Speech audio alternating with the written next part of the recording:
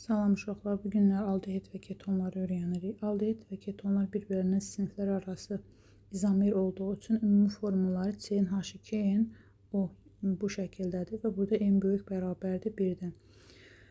Demək, indi aldehid və ketonlar üçün funksional qrupa baxaq. Aldehidin funksional qrupu karbon yuxarı 2 qat rabitə oksigen, aşağı 1 qat rabitə hidrogen və bu hissə aldehidin funksional qrupudur. Həmin bu funksional qrupa R radikalı birləşir, yəni karbohidrogen radikalı. Bu R radikalından asılı olaraq aldehid doymuş, doymamış və ya aromatik ola bilir. Ketonlarda isə necədir uşaqlar? Ketonlarda biz bu hissəyə karbonil qrupu deyirik. Bax, buna karbonil qrupuna hər iki tərəfinə radikal birləşir. Hər iki tərəfinə demək karbohidrogen radikalı birləşəndə olacaq ketonlar. Və burada baxırıq ki, bax, burada doymuş radikal birləşib aldehidlərə, burada doymamış radikal birləşib, burada da həmçinin doymamış radikal birləşib. Ona görə birinci doymuş aldehid, ikinci, üçüncü doymamış aldehid, üçüncüyə baxırıq, dördüncüyə baxırıq ki, demək, aromatik radikal birləşib. Bu da o isə olur nə? Aromatik aldehid. Aldehidlərin ümumi formulunu uşaqlar biz bayaqları ketonlar və aldehidlər üçün ümumi şəkildə dedik. Ancaq indi əgər aldehidlər üçün yazsaq ümumi formulunu, yəni bu şəkildə də yaza bilərik. Sanki alkandan bir hidrogen çıxıb, yəni CnH2n+1, sanki alkandan bir hidrogen çıxıb və onun yerinə aldehid funksional qrupunu nə edirik? Əlavə edirik. Və burada uşaqlar, burada n-in sayı 0-a bərabərdir, yəni n böyük bərabərdir 0-da. Nəyə görə? Çünki bizim qarışqa aldehidimizdə radikala baxsaq görərik ki, burada karbon yoxdur. Yəni ona görə də n böyük bərabərdir, bunları 0-dan başlayır və biz ona görə aldehid molekulunda ümumi karbonların sayını tapmaq istəyiriksə, n+1 şəklində, yəni radikaldakı karbonun sayının üstünə 1 gəlirik ki, bax bu karbonun sayı həmin o əlavə elədiyimiz 1 bu karbonun sayıdır, yəni ümumi karbonların sayını tapmaq üçün.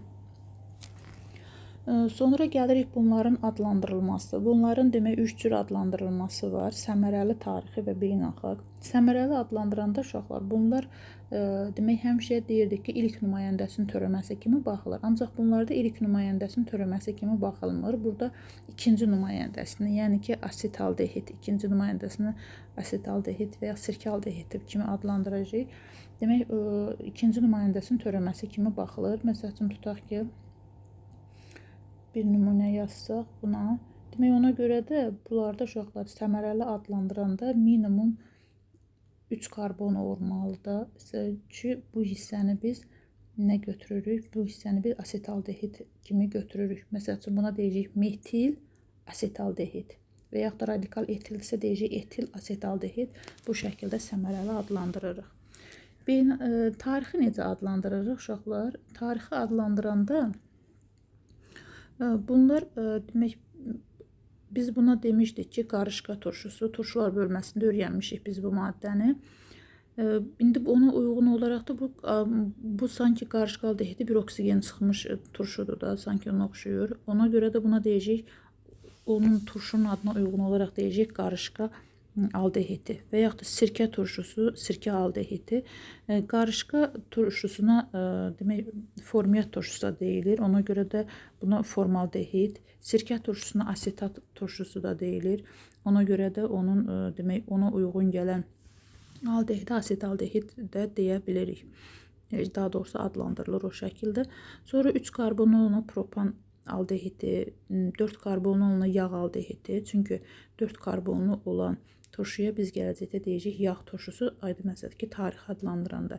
5 karbonlu olan turşuya biz tarixi adlandıranda valerian turşusu deyəcəyik. Ona görə də buna deyirik nə? Valerian aldehidi. 6 karbonlu olana kapron aldehidi, 7 karbon olan isə enat aldehidi. Bu şəkildə tarixi adlandırırıq. Sonra gəlirik beynəlxalq adlandırmaya. Beynəlxalq adlandıranda uşaqlar alkanın adının sonuna al şəkilçisi əlavə edirik. Məsəl üçün bir karbon olan alkan metandır və bir karbonu olan aldehid də demək metanın adının sonuna al şəkilçisi əlavə edib metanal kimi adlandıracağıq. 2 karbonu olan etandır, 2 karbonu olan aldehidin adlandırmaq üçün etanın adının sonuna al şəkilsi əlavə edib adlandıracağıq. Belə ardıcıl bu şəkildə 3 karbonla propanal, butanal, pentanal, heksanal, heptanal bu şəkildə nə edirik, adlandırırıq. İndi demək və əgər zəncirdə şaxələnmə varsa da, zəncirdə şaxələnmə olduqda biz bunu hansı tərəfdən nömrələyirik? Aldehid funksional qrupu olan tərəfdən nömrələyirik. Mütləq aldehid funksional qrupu həmişə birinci karbonda olur və nömrələyirik. Demək 5 dənə karbonu var və 4-cü karbonda metil radikalı var. Deyirik 4 metil, 5 karbon pentana uyğundur. Pentanal, 4 metil pentanal şəklində beynəlxalq adlandırırıq. Sonra bunların izomerliklərinə gələndə uşaqlar, bunlarda vəziyyət izomerliyi yoxdur. Çünki elə bu aldehid funksional qrupu həmişə birinci karbonda durur. Bunlarda var izomerlik, quruluş izomerlik. Yəni butandan başlayır. Yəni butanı bu şəkildə də yaza bilərik. Sonra şaxələndirib 2 metil propanal şəklində də yaza bilərik. Sonra ketonların adlandırılır. Sonra bunlar bayaq elə dərs başlayanda dedim, ketonların da siniflər arası izomerdən irəliləyən dəqiqələrdə onu da deyəcəm. Yəni ketonların haqqında adlandırılması haqqında məlumat verəndən sonra bir-birinə izomerlikləri haqqında da irəliləyən dəqiqələrdə deyəcəm. Demək, ketonların adlandırılması uşaqlar, bunlarda da səmərəli tarixi beynəlxalq üsulla adlandırılır. Bunlarda səmərəli adlandıranda demək keton sözü əlavə edirik. Bu keton nə götürülür? Hansı ki bu karbonil funksional qrupu. Məsəl üçün burada karbonil funksional qrupun hər iki tərəfindən metil radikalı birləşib, dimetil keton. Məsəl üçün burada bir tərəfə metil, bir tərəfə etil birləşib, əvvəlcə kiçik radikalın adını deyirik, metil etil keton. Sonra metil izopropil keton, bu şəkildə biz bunu səmərəli adlandırırıq. Bəs beynəlxalq adlandırır necə adlandırırıq uşaqlar? Burada da alkanın adının sonuna 10 şəkilsi əlavə etməklə adlandırırıq. Məsəl üçün tutaq ki 3 karbonu var. Deyirik ki propanon, 4 karbonu var, butanon bu şəkildə adlandırırıq. İndi buradakı nümunəmizdə şaxələnmə var. Demək, nə edirik? Nömrələyirik bunu. Nömrələmə hardan başlayır? Hansı ki karbonil qrupu yaxın olan tərəfdən. Demək 1, 2, 3, 4 uzun zəncirimizdə 4 karbon var və 3-cü karbonumuzda 1 metil radikalı var. Ona görə deyirik 3 metil, 4 karbona uyğun gəldiyi butanon və bir də burada uşaqlar bu karbonil funksional qrupu neçənci karbondadır onun nömrəsini deyirik. Butanon 2 bu şəkildə adlandırırıq. Bunlarda tarixi adlanma bir dənə asetonun tarixi adı var. Uşaqlar bu asetonu biz əvvəlki dərslərimizdən də tanıyırıq. Məsəl üçün asetonu tarixi adlandırsaq, demək aseton kimi tarixi adlandırırıq. Səmərəli adlandırırsaq dimetil, demək bax bu isə keton kimi götürsə dimetil keton adlandırarıq. Beynəlxalq adlandırsaq isə propanon kimi adlandırırıq. Sonra demək aldehidlərdən fərqli olaraq ketonlarda vəziyyət izomerliyi var. Yəni bu karbonil qrupunun vəziyyətinə görə. Məsəl üçün burada o da pentanondan başlayır uşaqlar. Məsəl üçün pentanonun 2-ci karbonunda olanda pentanon 2, 3-cü karbonun olanda isə pentanon 3 kimi nə edirik? Adlandırırıq. Və sonra dedik ki, aldehidlərlə ketonlar bir-birinə siniflər arası izomerlik əmələ gətirir. Yəni karbonların sayı eyni olan aldehidlər, ketonlar. Bu nədən başlayır? Bu başlayır propanaldan. Propanal, yəni aldehidi, propanon, yəni asetonla siniflər arası izomerlik əmələ gətirir. Yəni o izomerlikdə oradan, yəni 3 karbonun sayı 3 olandan başlayır. Və bunlarda yadımızda saxlayırıq ki, qarışqa aldehidinin və yaxud da ki, sirkə aldehidinin bunların izomerlikləri yoxdur. Nə siniflər arası, nə vəziyyət, heç bir izomerlikləri nədir? Yoxdur. Sonra alınmasına baxaq uşaqlar. Bunların alınma reaksiyaları bizə spirtlər bölməsindən hələ məlumdur. Demək, demişdik ki, birli spirtlərin miski oksidlə oksidləşməsindən nə alınırdı? Aldehid alınırdı. Sonra bu reaksiyanı burada da həmin eyni reaksiyadır. Sadəcə olaraq qısa şəkildə verib oksidləşmə kimi, oksigeni böyük mötərizədə göstərib oksidləşmə kimi kalium permanganat məhlulunda. Sonra ikili spirtlərin oksidləşməsindən isə biz öyrənmişdik ki, ikili spirtlərin oksidləşməsindən ketonlar alınır. Burada propanol 2-dən alınır propanon. Yəni ikili birli spirtlərdən aldehid, ikili spirtlər misk oksidin oksidləşməsindən keton alınır. Sonra Kucherov reaksiyası var idi. Uşaqlar, Kucherov reaksiyası alkinlərin hidratlaşması idi civə duzların katalizatorluğundan. Demək, burada yalnız asetilinin və yaxud etinin hidratlaşmasından aldehid alınırdı. Sirkə aldehidi və yaxud da ki, etanal. Qalan, demək, bütün alkinlərin hidratlaşmasından keton alınırdı. Məsəl üçün, burada propindən alınırdı nə? Propanon. Yalnız bircə dənə istisna idi. Demək, asetilinin hidratlaşması ki, orada demək, alınır aldehid. Qalanından keton alınır alkinlərin hidratlaşması zamanı. Sonra spirtlərin dehidrogenləşməsi var. Uşaqlar, spirtlərin yenə də burada birli spirtlərin mis katalizator kimi götürülür. Burada mis katalizatorun iştirakı ilə demək, birli spirtlərdən aldehid, ikili spirtlərdən dehidrogenləşmə zamanı alınır? Alınır keton. Sonra metanın oksidləşməsindən biz əvvəlki dərslərimizdə metan bölməsini, daha doğrusu alkan bölməsində öyrənmişdik ki, onun oksidləşməsindən qarışqa turşusu, qarışqa aldehidi, metil spirti və s. müxtəlif məhsullar alınır və burada da katalizatordan, temperaturdan asılı olaraq metanın oksidləşməsindən demək, formaldehid, qarışqa aldehidi və yaxud da metanal ala bilərik. Sonra etilenin oksidləşmə reaksiyası var idi. Ondan sirkə aldehidi alınırdı və biz demişdik ki, burada katalizator kimi nə götürməlidir? Dəmir, mis götürməlidir katalizator kimi və bu reaksiya iki cürədir. Yəni, burada bir də etilenin oksidləşməsində əgər gümüş götürülürdüsə, orada epoksit alınırdı. Ancaq burada katalizator kimi dəmir, mis götürülərsə, bu zamanlara alınır sirkə aldehidi. Sonra biz demək, fenol bölməsində, fenolun alınma reaksiyasında kumolun oksidləşməsi, oradan bu reaksiyanı tanıyırıq. Kumolun oksidləşməsindən alınırdı fenol və aseton. Bu da bir alınma reaksiyasıdır. Sonra fiziki xassələrinə baxaq. Fiziki xassələrində formaldehid uşaqlar iysiz, rəngsiz, havadan biraz ağır, suda yaxşı həll olunan qazdır. 40% suda məhluluna formalin adlanır. Dezinfeksiya işlərində, toxumların dərmanlanmasına istifadə edilir. Aldehidlərin sonraki nümayəndəsi isə maye haldadır və ali amillər aydın məsələdir ki, olacaq bərk halda. Aseton isə adi şəraitdə suda yaxşı həll olan kəskin iyili, uçucu mayedir. Yəni, demək, aldehidlərin ilk nümayəndəsi qaz halındadır, ancaq aseton elə ilk nümayəndəsi nədir? Maye haldan başlayır. Sonra keçirik kimyəvi xassələrinə. Kimyəvi xassələr oksidləşmə reaksiyasına daxil olurlar, uşaqlar bunlar. Bu həm də aldehidlərin təyini reaksiyası adlanır bu reaksiya.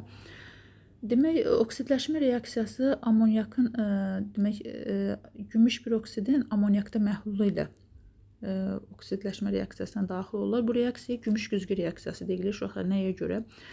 Çünki reaksiya qurtardıqdan sonra qabın divarlarında gümüş çöküntü şəklində qalır və orada parlaq gümüş çöküntüsü güzgü effekti verir. Ona görə də bu reaksiyanın adı gümüş güzgü reaksiyasıdır. Demək, gümüş güzgü reaksiyasına da aldehidlər daxilində karbon turşusu alınır. Yəni, burada uşaqlar aldehidlərin demək, R radikalıdır. Tutaq ki, bu şəkildə aldehiddir. Turşu alınanda bundan yenə olur R, demək, karbon, oksigen, aşağıda olur OH. Yəni, burada görürük ki, aldehidlərdən turşu alınanda, demək, bunlardan kütlə fərqləri 16 qram kütlə fərqləri olur. Yəni, bunların kütləsi olacaq 14N plus 16, bunun kütləsi olacaq 14N plus 32. Yəni, bir-birlərindən 16 qram fərqlidirlər. Yəni, gümüş güzgü reaksiyasına daxil olanda kütlə 16 qram artır. Yəni, məsələ həllərində bu bizə lazım olacaq. Sonra bunlar bir də oksidləşmə reaksiyasına təzə çöktürülmüş miski oksid oksidləşmə reaksiyasına daxil olur. Burada da həmçinin uşaqlar karbon turşusu alınır. Burada uşaqlar mavi rəngli olur. Bilirik ki, miski hidroksid göy rəngli və yaxud mavi rəngli çöküntüdür. Bu reaksiya nəticəsində bundan demək, karbon turşusu və bir də mis-1 hidroksid alınır. Mis-1 hidroksid sonra parçalanır mis-1 oksid. Ona görə bu reaksiyanı mis-1 oksid belə bu şəkildə də yaza bilərik birbaşa. Onsuz da sonra parçalanır mis-1 oksid və suya parçalanacaq. Sonra gəlirik. Bir şeyi yadımızda saxlayırıq ki, ketonlar gümüş güzgü reaksiyasına daxil olmurlar. Sonra təzə çökdürülmüş miski hidroksid ilə oksidləşmə reaksiyasına daxil olmurlar. Yəni bu yalnız aldehidlərə aid demək reaksiyadır, aldehidlərin kimyəvi xassəsinə aiddir və gümüş güzgü reaksiyasına daxil olmadığına görə elə ketonların aldehidləri fərqləndirən ən çox buna aid suallar düşür. Testlərdə demək fərqləndirən reaksiyası elə onların budur ki, aldehidlər gümüş güzgü reaksiyasına və yaxud da miski hidroksidlə demək oksidləşmə reaksiyasına daxil olur, ancaq ketonlar daxil olmur. Sonra yanma reaksiyasına baxaq uşaqlar. Bunların yanma tənlikləri CnH2-10-dur. Yəni siniflər arası izomer olduğu üçün ikisi üçün də eynidir. Yanma tənliyi 3-ün -1 bölünsün 2O2, CO2, N+1 molda nədir? H2O-dur. Sonra birləşmə reaksiyasına daxil olurlar, yəni hidrogenləşmə reaksiyasına. Aldehidlər demək hidrogenləşdikdə birli spirt alınır. Bunu elə biz spirtlərin alınma reaksiyasından öyrənmişik. Ketonlar hidrogenləşdikdə isə ikili spirt alınır. Burada uşaqlar çapda yenə aldehidləri verib həmin o yuxarıdakı reaksiyalar aşağı düşüb. Ona görə mən özüm yazıram. Demək ketonların hidrogenləşməsinə məsəl üçün tutaq götürək aseton. Asetonun hidrogenləşdirək, üzərinə gəlirik hidrogen. Bu zamanları alınacaq. Demək ikili spirt. Demək alınacaq propanol 2. Yəni aldehidlərin hidrogenləşməsindən birli, ketonların hidrogenləşməsindən ikili spirt alınır. Sonra polimerləşmə reaksiyasına uşaqlar. Bunların polimerləşmə reaksiyasına aldehidlərin içində demək formaldehid polimerləşmə reaksiyasına daxil olur. Bunlar formaldehid, poliformaldehid alınır polimerləşəndə. Bunların içərisində uşaqlar formaldehid həm polimerləşmə reaksiyasına daxil olur, həm də polikondensləşmə reaksiyasına daxil olur. Yəni bu reaksiya ilə də bizdə yenə fenol bölməsində tanımışdıq. Demək fenolla demək formaldehid, fenol formaldehid qətran əmələ gətirir. Yəni polimerləşmə reaksiyasından fərqli olaraq demişdim ki, polikondensləşmədə demək nə də çıxır? Makromoleküldən başqa sumoleküldə əmələ gəlir. Ona görə də polimerləşmə reaksiyasının polikondensləşmə reaksiyası bir-birindən fərqlənir. Yəni burada yadımızda saxlayırıq ki, qarışqa aldehidi həm polimerləşməyə, həm də polikondensləşmə reaksiyasına daxil olur. Tətbiqinə gələndə uşaqlar, demək formaldehid, fenol formaldehid qətranının alınmasında, dərilərin aşınmasında, toxumların dezinfeksiya olunmasında, sirkə aldehidindən sirkə turşusunun alınmasında, asetondan həll edici lakların, boyaların alınmasında istifadə olunur. Bu da bunların demək tətbiq sahələridir. Sonra uşaqlar, bunların demək ümumi siqma rabitələrinin sayı yenə başqa açıq zəncirlərdə olduğu kimi karbon-karbon arasındakı siqma rabitəsi və yaxud da qeyri-polyar kovalent rabitəsinin sayı n-1-ə bərabərdir. Aldehidlərin də ketonların da hər ikisinin molekulunda bir pi rabitəsi var. Emerlər 14n+16-dır. Ümumi atom sayı demək n karbonun sayı 2n, hidrogenin sayı 3n+1-ə bərabərdir. Ümumi siqmaları isə demişdik ki, ümumi atom sayından bir vahid əksik olur, 3n-ə bərabərdir.